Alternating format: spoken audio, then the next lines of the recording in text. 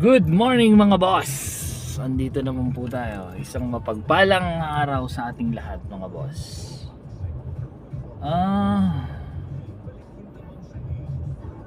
Ganap. So as usual, yun pa rin.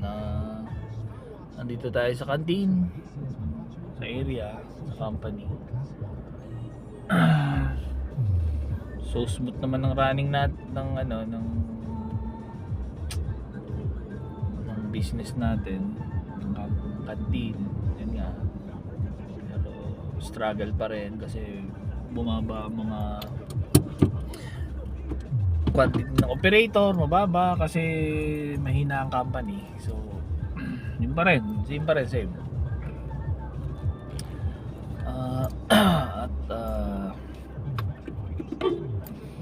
Ang tawag dito, so yun, may plano ako, 'di ba, may challenge ako sa sarili ko na 100 kilos of longganisa na mauubos ko within 2 days.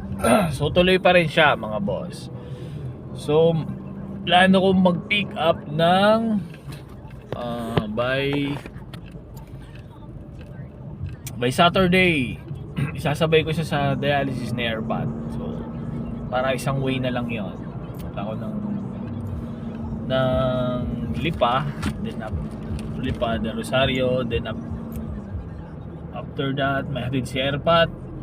Go na tayo ng Candelaria, Sariaya, Quezon. So yon.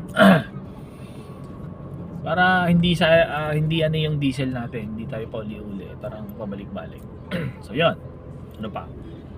So ngayon, paano ko gagawin yung maubos yung 100 kilos? Tiwala naman ako na maubos yan with the help of our beloved mga boss. Ayan, yung mga kasi magpapasukan na, so kailangan nila ngayon. So yung new supplier ko ng ng longganisa is mas pinasarap.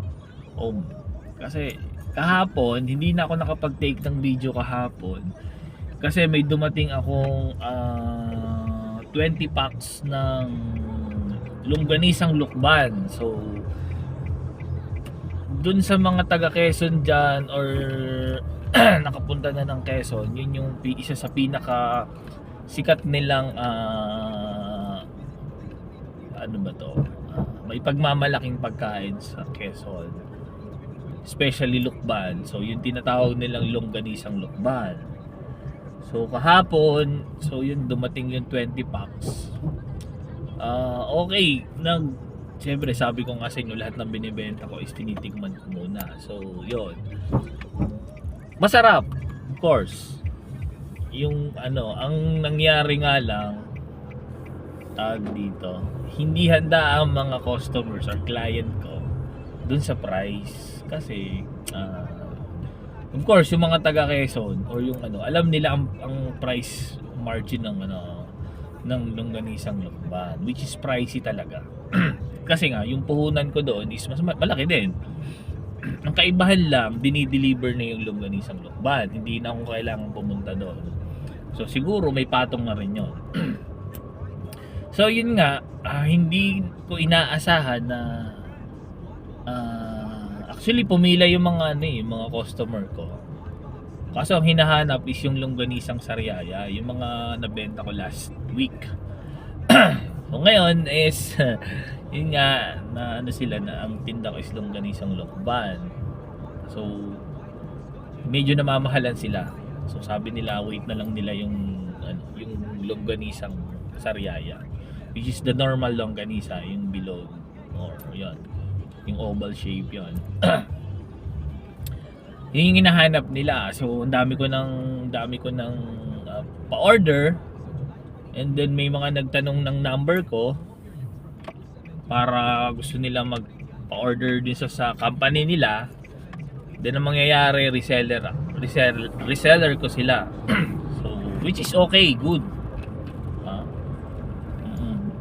So meron lang akong minimum order ng 10 kilos bago para na ma-avail nila yung reseller price ko. So yun. So kahapon nga diretso. So nakapagbenta lang naman ako ng 2 kilo, 2 packs. 2 packs lang ng longganisa kasi nga pricey. Hindi handa yung iba nating mga kabos na bumili ng ganung price ng longganisang lokban. Anyway, okay lang din yan kasi dun sa online naman kami bumabawi. So kasi pag once na online kasi, alam nila kasali yung ko sa group yung mga ng village. So umo-order na lang sila doon. Nandoon naman yung mga size. So pag umorder siya, hindi na ako nagpa-shipping fee doon. So within that village area lang naman eh. So tatawid lang ng ng isang village. Okay na 'yon.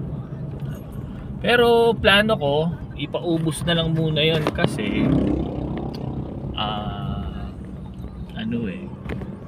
kumbaga sa is medyo may stock yung capital ko pagka tumagal yung longganisang lokban. So pinauubos ko na lang para at least mabawi ko naman yung kapital.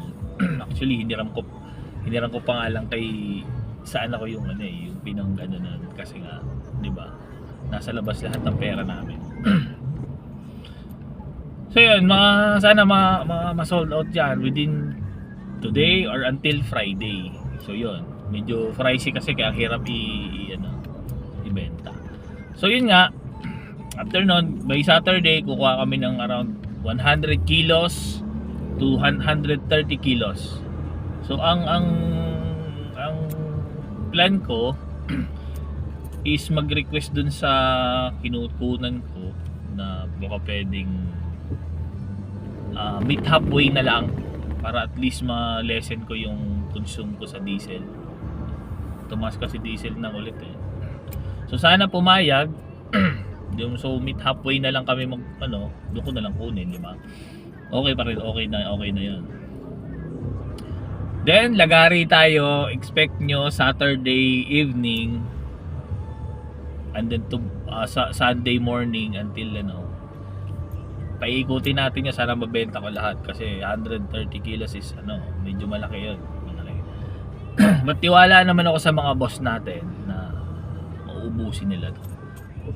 Kasi naman hindi siya ganun ka-pricey yung longganisa na binibenta ko. But yung lasa niya, pag natikman mo is maaadi ka hahanap-hanapin mo.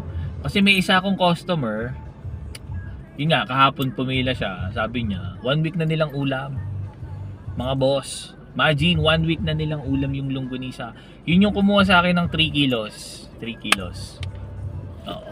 Tapos yung ibang mga nakuha niya na local na longganisa, nagpapanggap lang, is nasa rep pa rin. Di daw nila ganun talaga, di ba? You need to try something new. Kasi yung kung hindi siya ulit tinry yung akin na longganisa is stock up na sila doon. So lahat masisira yung mga nagbebenta na iba. So doon naman sa mga kagaya ko nagbebenta ng online tapos doon sa street, make it sure naman yung mga items natin is legit. Paano legit? Kung sinabi mong gawa siya ng sariaya, make it sure na gawa siya ng sariaya. 'Di ba? Kasi ang dami nang masisira eh. Let's say ako yung sunod na ganon, mag-offer. Tapos kasi nabilhan na siya ng hindi tamang produkto. Nagawa lang, binibili lang pala sa palengke. Kumaga hindi siya legit na doon talaga sa kinukunan. Kasi once na sinabi mong Quezon, number 1 dyan ang mga longganisa. Longganisa, oo, yes. Ngayon, pagka sinabi mong ganun, napakabilis nila na masarap yan kasi that is coming from Quezon, di ba? So meaning masarap yung pagkain, masarap yung titinda nila. Ngayon, kung gusto mo lang makabenta, maubos lang yon, Quezon ang sasabihin mo. And then matitikman nila yan, ipagkakalat nila yan. Magpapanggap na ganyan, sasabihin ganyan, gawang Quezon, hindi naman pala. Sinong masisira? Tayo rin mga vendor na 'di ba? hihina yung ano natin, sales natin, ganun, masisira tayo. Kaya please lang dun sa mga ano, kung talagang sa Quezon, sabihin nyo Quezon. Kung sa palengke lang nyo gawa, sabihin nyo, gawa nyo na lang. Kasi ako, nagtanong talaga sa akin yung ano ito pa isa sa ano yung balog na. So hindi ko pa natitikman yung balog na. Pero ano siya, yung longganisa is masarap. Pero yung balog na, hindi ko pa siya natitikman. So ngayon, ganito lang. Nagdala ako nag-display din ako. So, tinanong sa akin nung sabi ko, at kuya, meron akong dalang balog na. Pero hindi ko pa siya masasabi sa yung masarap. Kasi hindi ko pa siya natitikman. Na ano nyo ako. Hindi ko pa siya natitikman. Pero yan, iisa lang yang gumawa ng yung timpla ng longganisa ko na gusto nyo at saka yung balog na. Pero hindi ko siya sinasabi sa inyong masarap kasi hindi ko pa talaga siya natitikman. So nagigets nyo ako. Ibig sabihin, hindi ako sigurado dun sa isang part, sa isang item na yon. Pero sinabi ko, honest ako dun sa aking client. Yun yung maganda dun kasi. Dapat honest tayo dun sa mga suki natin, mga boss. Nagigets nyo ako. Kasi kung magbebenta ka ng isang item, tapos lulukohin mo yung client mo, masisira ka sa kanya. 'Di ba? So sa tingin mo bibili pa siya sa sunod, hindi na. Kasi ang target ko mga boss is hindi ako ang maghanap sa first ako sa una ako maghahanap ng client, ng customer. And then ang plan ko is sa sunod sila na ang hahanap sa akin. Hindi ko na sila kailangang hanapin. It's because eto na, nagtanim na tayo ng magandang ano sa kanila, magandang tawag na pwede mong ano sa kanila, nakapagtanim na tayo sa kanila na yung quality natin is maganda, goods. So lahat ng ibebenta natin, lahat ng bibigay nating produkto sa market. Ang market kasi ito na, nasa labas na. Itong street na to, yan yung market ko, yun yung market. So pag nasarapan sila dyan, nasatisfy sila sa item, ikaw nang hahanapin nila mga boss. Hindi ako ang gumagawa ng mga items ko, hindi ako nagtitimpla. But sinisigurado ko na lahat ng ibebenta ko, especially ang mga pagkain, is na-try ko lang, ginagamit ko, kinakain ko. Let's maano nyo ako mga boss, diba? Kasi ang hirap ibenta ng isang bagay na hindi mo natatry. Yun lang yun, diba? So dun sa mga nagbebenta kagaya ko, especially sa pagkain, make it sure na tinatry nyo yung mga binibenta nyo. Diba may policy nga ako na once na hindi ka nasarapan dun sa binenta kong item, pwede mong soli sa akin. Kasi hindi ka na-satisfied customer satisfactory, dapat ganun po ba tayo, diba? Kasi sila yung magbibigay sa akin ng kita, ng hanap buhay. Ngayon kung yung quality is zero, wala, promise, wala nang uulit sa'yo, masisira ka lang. So thank you dun sa mga nagsasabi na ang sarap ng longganisa mo boss. Ako yung kumuha ng 3 kilos, masarap talaga. At ang kakataba pa ng puso nung ikukumpara, halimbawa compare dun sa una naming kinuha, legit boss. Ngayon sinasabi nila, saan mo ba ito kinukuha? Sabi ko, ano po yan, pinipick up ko lang yan sa Quezon, sa Riyaya. So yung kinagkunan ko po niyan, sinigurado ko na chinik ko. Sinigurado ko po, legit po. So ngayon kung hindi po kayo masasatisfy dun sa lasa, kahit sa packaging, wag niyo po, ibalik niyo po sa akin. Willing po ako mag-take ng risk kahit malugi din ako pa. Yun, 'di ba mga boss? Na ano niyo ako.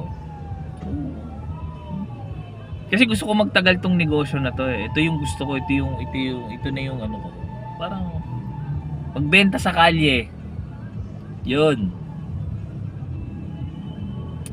Kasi sa point ng buhay ko, tapos na akong payamanin ang isang company eh. Tapos na kami, tapos na ako doon eh. 18 years is enough for me. Kasi doon yun yung ano, as being an employee ng isang company, alam ko. Kasi yung company yun, tinrato ko talagang parang akin. Parang pamilya ako doon. At ganun din naman sila sa akin. Vice versa lang naman. Oo. Dati nga family tree kami doon eh. Yun yung tapos na ako nung so ito na, nandito na ako, kaya I make it sure lahat ng items na ilalabas ko is may quality control. Quality control in a sense na ako mismo ang makakapagpatunay na maganda yung produkto.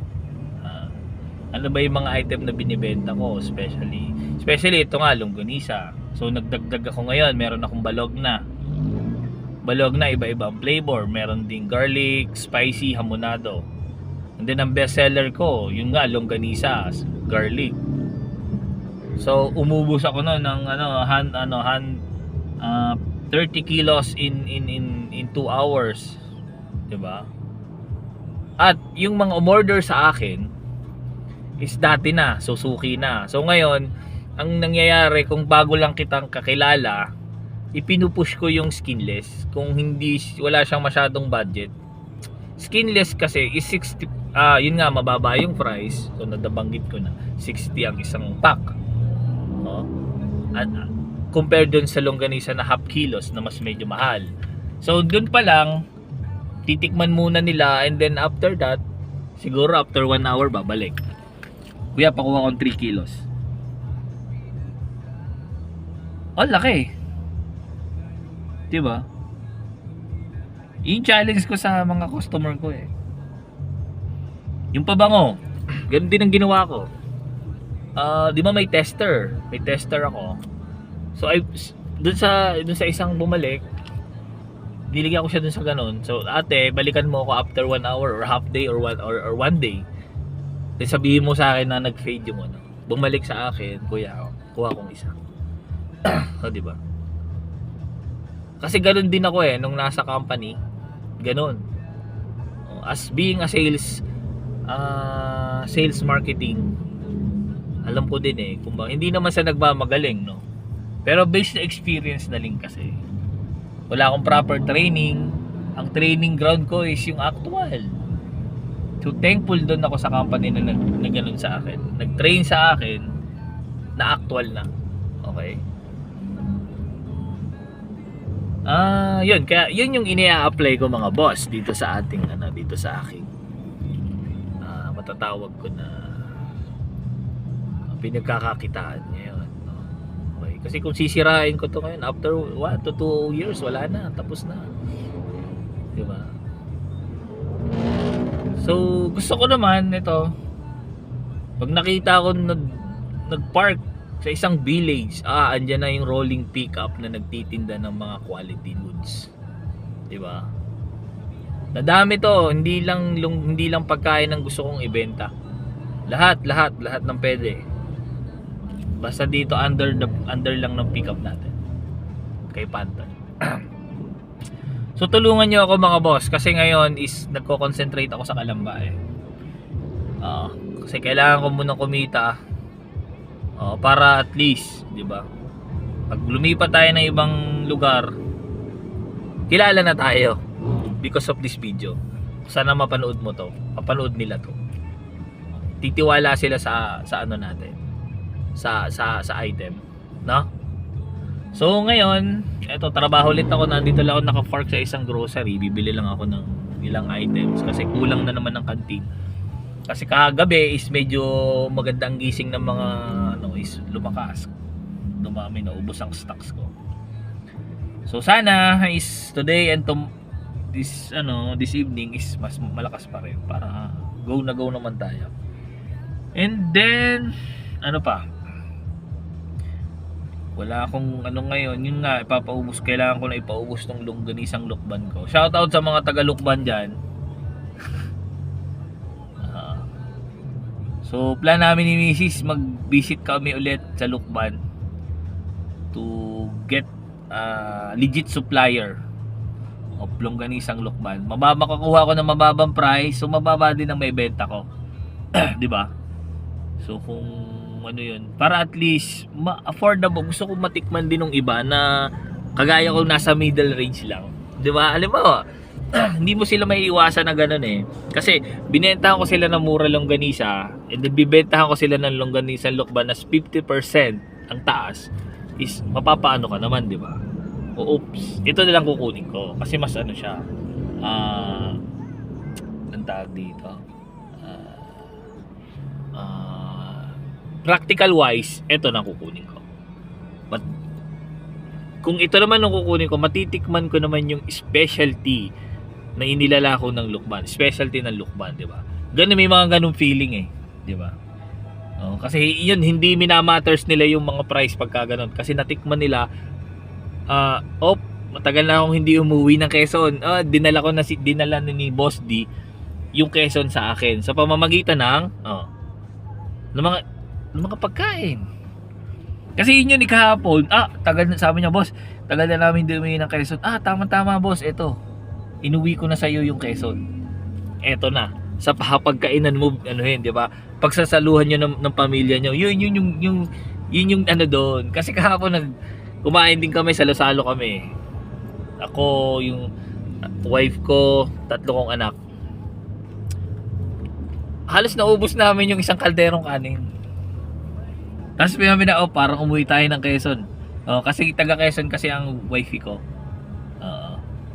'Di ba? Yun yung mga nakakaano eh, 'di ba? So ngayon, kahit pricey yung item na binenta ko, hindi mo naman mababayaran yung moment, yung feeling, yung natikman mo yung ganun. Hindi kayang bayaran yon, priceless yon, mga boss.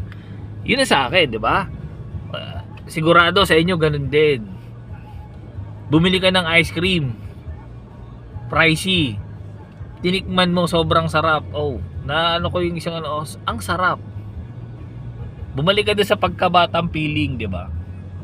Yun lang yun. 'Di ba?